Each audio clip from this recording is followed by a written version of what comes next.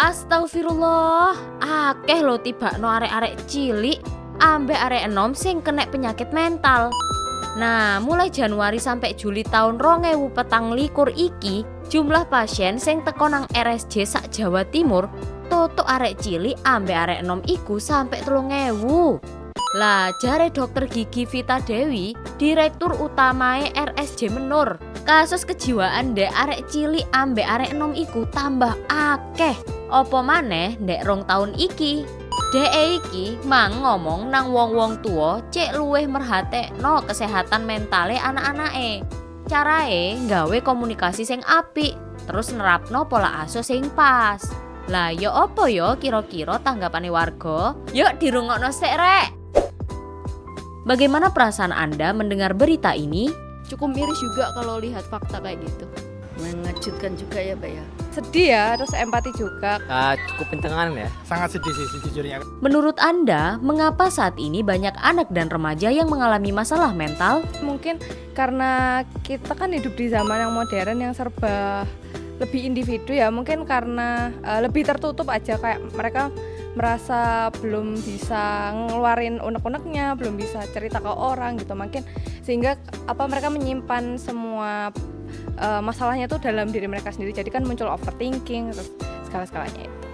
Satunya mungkin ada faktor akademik, mungkin tekanan dari sekolahnya untuk banyak tugas atau banyak atau mungkin bisa faktor dari keluarga, mungkin anak dari keluarga yang kurang baik, keluarga yang broken home, jadi kayak di rumah itu bukannya mendapat kasih sayang tapi malah dapat tekanan.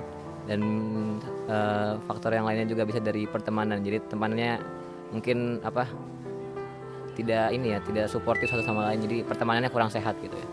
Ada kan mereka kan sering dengerin podcast yang tentang mental health gitu kan, yang sebenarnya mental mereka nggak apa-apa tapi itu bisa bikin mental mereka itu ngedown gitu gara-gara kayak gimana ya, terpengaruh sama kata-kata kayak gitu. Mungkin pengaruh gadget juga ya. Makanya kan sekarang harus bijak memberikan gadget kepada anak-anak sebelum saatnya gitu. Apa dampaknya jika banyak anak dan remaja mengalami masalah kesehatan mental? Masa depannya dia kan juga kurang baik juga ya. Dia sekolahnya nggak lancar, akhirnya kan pendidikannya nggak tuntas, akhirnya kedepannya kan untuk mencari pekerjaan juga sulit juga. Mungkin dampaknya cukup signifikan bagi Indonesia sekarang ini, karena kan padahal Indonesia ini sekarang lagi ada pada bonus demografi di mana anak-anak umur yang produktif, anak-anak remaja, anak-anak yang bisa memberikan dampak yang besar bagi negara, tapi malah anak-anak tersebut banyak yang mentalnya terganggu dan jiwanya tidak baik ya, seperti itu. Wah, kalau misalkan anak-anak banyak yang terkena dampak kesehatan mental ya, saya agak khawatir untuk generasi masa depan, bagaimana generasi berikutnya. Karena generasi berikutnya harapan kita adalah generasi yang membawa untuk Indonesia lebih baik lagi gitu. Apa yang harus kita lakukan supaya tidak mengalami masalah mental? Untuk itu adalah kalau menurut saya memperbanyak kegiatan positif sih Kak. Jadi kalau misalkan biar tidak terjadi biar kita tidak terkena mental, lingkungan positif, terus kita harus berpikir positif. Pokoknya itu sih kalau menurut saya sih Kak. Mungkin bisa ngobrol, bisa diskusi, bisa sharing gitu. Nggak perlu solusinya apa, yang penting kita udah ngeluarin unek-uneknya, kan mungkin dari otak kan juga udah lepas stresnya gitu. Harus cari teman itu yang suportif aja. Tapi kalau misalkan memang dari faktor keluarga ya emang agak susah sih, soalnya kan kita juga nggak bisa ngelakuin apa-apa kalau misalkan keluarga kita misalkan abusive atau misalkan dari broken home gitu. Jadi mungkin bisa untuk lebih menenangkan diri sendiri ya, untuk bisa berdoa kepada Tuhan mungkin ya. Jadi untuk hatinya, jiwanya itu bisa lebih di lapangan lagi, bisa diberi kesabaran lagi.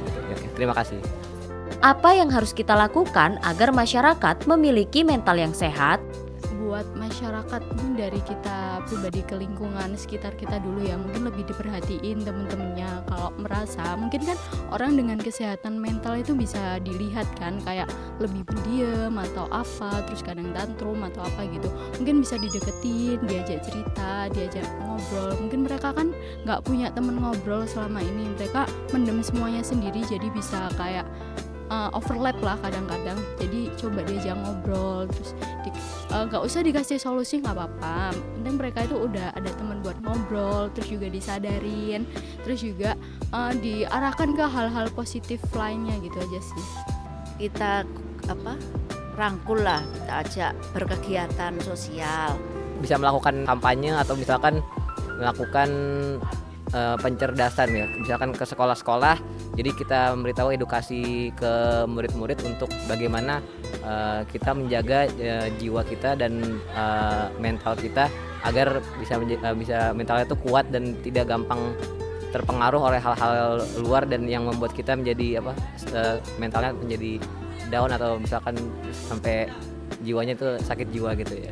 Nah, kalau menurut saya adalah memperbanyak edukasi tentang pentingnya kesehatan mental, pentingnya menjaga kesehatan, dan sebagai kita harus memposisikan diri kita sebagai aktor utama dalam hal menjaga kesehatan mental masyarakat. Jadi kayak kita tidak boleh berpikir negatif terhadap orang, agar orang juga berpikir positif terhadap apapun yang terjadi. Seperti itu sih kurang lebih.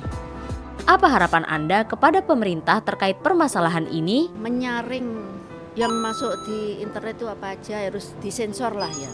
Yang pengaruhnya buruk itu dilarang masuk gitulah. Wadahnya ya, kayak misalnya kan mungkin kalau kita lagi stres mungkin kita butuh kayak hal-hal yang sederhana, kayak misal kita gambar, ngelukis, nulis gitu. Nah mungkin dari pemerintah bisa bantu ngasih wadah itu, misalnya kayak ada kayak kan kalau biasanya pasar malam kan cuma hari Minggu gitu, terus harus dibayar gitu. Nah mungkin dari pemerintah bisa ngadain pasar malam gratis, terus mungkin ada di situ kayak ada psikolognya, terus ada tempat wadah menulis, menggambar gitu. Jadi kita yang punya banyak pikiran kan bisa wadahnya ke situ, jadi ke hal positif.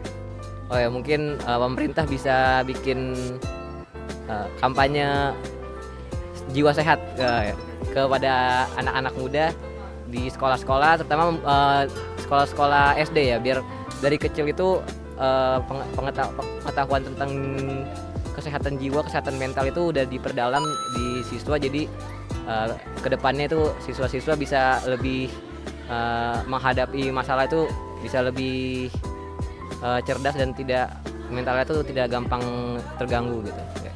Ya, kalau menurut saya pemerintah ikut andil bagian dalam hal memperbaiki kesehatan mental dan kayak lebih memperbanyak kegiatan-kegiatan positif lainnya di dalam hal bidang apapun itu untuk menambah kegiatan positif di luar lingkungan, mungkin di luar lingkungan sekolah atau kampus, agar banyak generasi-generasi muda yang tidak mendapatkan kurangnya kesehatan mental seperti itu kurang lebih. Lah, saumurane arek cilik ambek arek enom ae wis kena gangguan mental. Lah ya apa nasibe negeri iki? Iki lho masalah sing gede, sing sakjane kudu ndang dimarekno. Nah, ya apa ya kira-kira Islam marekno masalah iki? Ojo lali like, komen, karo share saake-ake yo. Sahabat muslimah, tak dipungkiri perkembangan teknologi meniscayakan penggunaan gadget oleh semua pihak demi memudahkan setiap aktivitas. Namun ibarat pisau bermata dua, gadget bisa memberi manfaat sekaligus berpotensi merusak karena adanya konten yang negatif. Penggunaan gadget yang berlebihan justru membawa dampak utamanya pada anak. Ini yang terjadi pada sebagian anak di Surabaya. Ribuan anak tercatat menjalani terapi di Rumah Sakit Jiwa Menur, Jawa Timur lantaran kecanduan gadget. Mirisnya, beberapa anak di bawah umur terpapar pornografi dan game online. Menurut psikiater konsultan anak dan remaja klinik gangguan belajar Rumah Sakit Jiwa Menur, Jawa Timur, paparan gadget berakibat pada depresi dan gangguan perilaku pada anak dan remaja. Jika ditelusuri, awalnya kecanduan gadget ini terjadi karena adanya pembiasaan yang dilakukan oleh keluarga, serta pengawasan yang kurang dari orang tua. Anak dianggap lebih tenang ketika ia berinteraksi dengan layar gadget, atau dari dunia digital hari ini sangat memudahkan akses pada anak untuk mengkonsumsi tayangan atau konten yang menarik bagi mereka dengan menggunakan gadget. Tentu penggunaan gadget secara berlebihan berpengaruh pada kesehatan anak, mulai dari kesehatan mata yang terlalu lama menatap layar gadget, obesitas karena anak tidak bergerak aktif, bahaya bagi otak anak karena gangguan pada kemampuan belajar dan perilaku, hingga masalah mental yang berpotensi pada depresi dan lainnya. Untuk mengatasi permasalahan gadget ini, pemerintah Provinsi Jawa Timur bekerja sama dengan UNICEF memperkuat sistem safety online. Jawa Timur termasuk pengguna internet tertinggi yang diakses oleh anak-anak. Berbagai ancaman pun di dunia cyber juga menyertai. Demikian bahayanya pengaruh negatif gadget. Namun, justru hari ini konten-konten yang menarik semakin banyak bertebaran di dunia digital. Lihat saja, ketika tayangan yang dilihat oleh jutaan orang, maka konten serupa akan bermunculan. Tidak peduli apakah konten tersebut mendidik atau justru malah merusak. Mirisnya lagi, tayangan yang semakin memicu perilaku kebebasan pun tak hentinya dibuat. Dalam sistem kapitalis sekuler, kebebasan berperilaku dijamin. Apalagi jika sudah berbau mendatangkan materi, apapun akan dilakukan, termasuk memproduksi konten atau tayangan yang jelas-jelas melanggar syariat. Maka solusi penguatan safety online tidak akan mampu menyelesaikan secara paripurna. Sejatinya gadget dipandang sebagai alat atau sarana bagi manusia untuk membantu aktivitasnya. Namun, dalam sistem kapitalis sekuler, alat ini berpotensi besar membawa pada pengaruh yang negatif. Demikian pula dengan teknologi digital. Bagaimanakah dalam Islam? Islam memandang bahwa teknologi dan gadget akan digunakan untuk beramal sholih atau beribadah kepada Allah Subhanahu wa Ta'ala. Keimanan mendorong seseorang memanfaatkan teknologi dan gadget tanpa melanggar syariat, karena ia menyadari perbuatannya di dunia akan dipertanggungjawabkan di hadapan Allah. Konten yang ia buat justru akan semakin meningkatkan ketakwaan. Suasana dengan standar dan halal dan haram akan terjaga. Keluarga pun akan memiliki cara pandang untuk menjaga anak-anak dari pengaruh negatif dan lebih luas.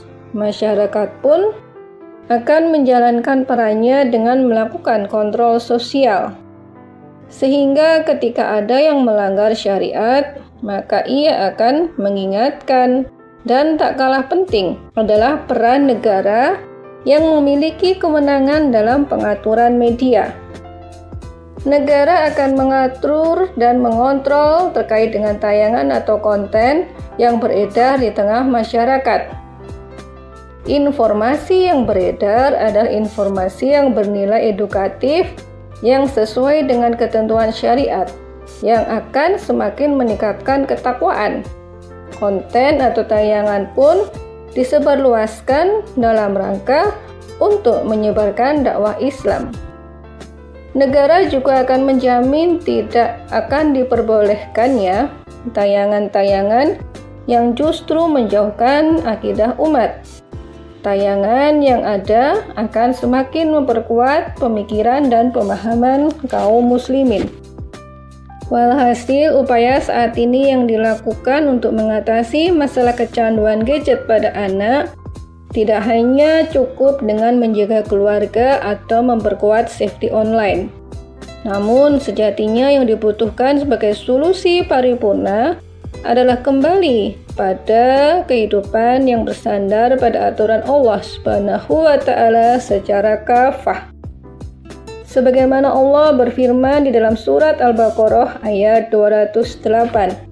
Wahai orang-orang yang beriman, masuklah ke dalam Islam secara keseluruhan dan janganlah kamu ikuti langkah-langkah setan.